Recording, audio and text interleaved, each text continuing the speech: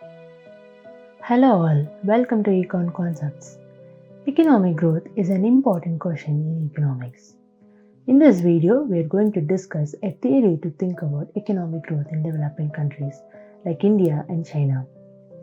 Lewis' theory of dual economy. Nobel laureate Arthur Lewis was a Caribbean economist. He contributed in the field of development economics.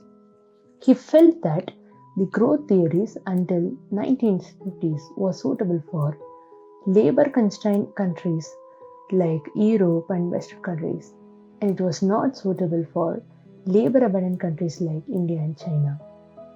Thus, he felt the need to develop a theory of economic growth for countries with abundant labor. He presents this in his work called Economic Development with Unlimited Supplies of Labor in 1954. Let's pitch into the theory. Lewis identifies two sectors in the economy. One, traditional sector called subsistence sector. Two, modern sector or called capitalist sector. Traditional sector can be broadly understood as a sector with farming and informal jobs. It is assumed that in this sector, primitive techniques and tools are used for production purpose. Also, the production and the consumption is to satisfy the bare necessities of life. The production is for subsistence and not for profit making. Lewis states that the farmers, the retailers, the petty traders, the casual wage workers, the women in the household are all part of the abundant labor available in the traditional sector. Modern sector can be broadly understood as the industrial sector or the service sector. This sector uses advanced technology and equipment for the production. The production is for commercial purpose where profit is the only motive. There are a couple of more assumptions in the model. In the modern sector, the labor and the capitalist are involved in the production process. The total value of output is shared between them. The labor works to earn wages and the capitalist earns profit for the investment made in machines and equipments.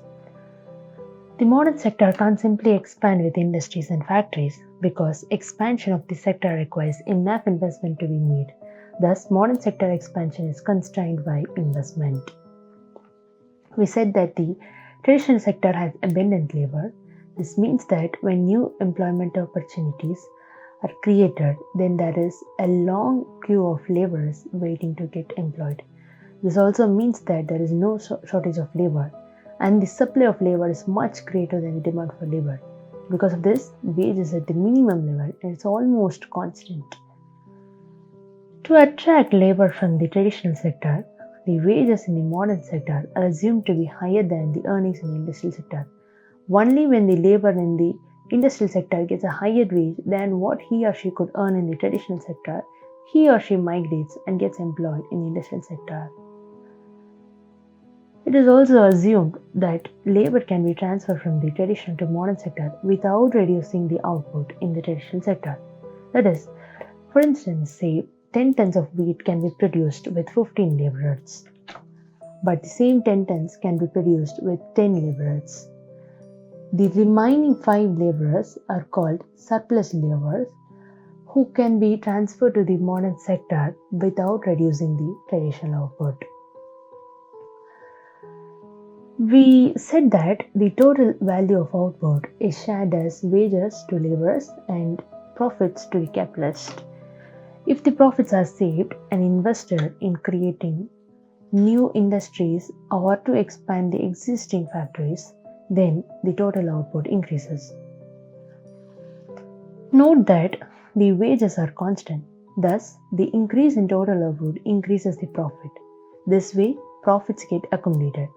If the accumulated profits are saved and invested in industries, then this creates new employment opportunities and the abundant labor from the traditional sector gets employed and absorbed in the modern sector. At the economy level, the expansion of the modern sector increases the production, the output level increases, and the economy grows.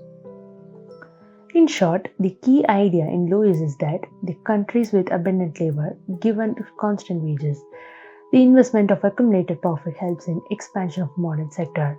This leads to increase in employment opportunities, increase in output, and thus the economy grows. Here are some of the interesting questions to think about. If investment is not made in labor demanding factories like textile industries, and instead if invest in technologies which substitute labor, what is the implication of the model? Do you relate this to jobless growth? If the modern sector requires skilled workers, what is the implication of the model? Does this model work with both skilled and unskilled workers? Drill with these questions. Happy learning. Thank you so much.